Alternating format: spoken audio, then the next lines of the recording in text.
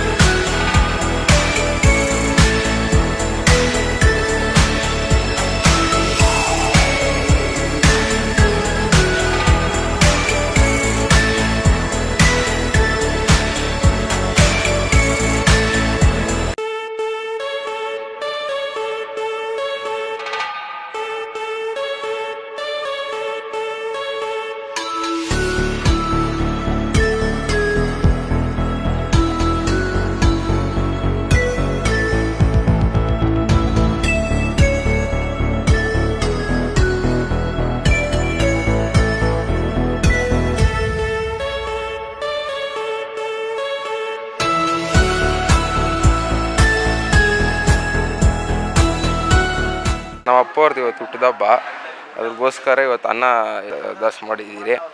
ದೇವ್ರ ಆರೋಗ್ಯ ಐಶ್ವರ್ಯ ಕೊಟ್ಟು ಕಾಪಾಡಲಿ, ಮತ್ತಷ್ಟು ಬೆಳೀಲಿ. ಹುಟ್ಟು ಹಬ್ಬದ ಶುಭಾಶಯಗಳು. ಹುಲ್ಮಂಗ್ಲ ಗ್ರಾಮ ಪಂಚಾಯತಿಯ ಉಪಾಧ್ಯಕ್ಷರಾದಂಥ ನಮ್ಮ ಸಹೋದರರು ಲೋಕೇಶ್ ರೆಡ್ಡಿ ಅವರಿಗೆ ಹುಟ್ಟುಹಬ್ಬ ಅಂಗವಾಗಿ ಇವತ್ತು ಸಿಪಾನಿ ಸೇವಾ ಸದನ ಆಶ್ರಮದಲ್ಲಿ ಒಂದು ದಿವಸದ ಅನ್ನದಾಸೋಹ ಕಾರ್ಯಕ್ರಮಗಳನ್ನು ಹಮ್ಮಿಕೊಂಡಿದ್ವಿ.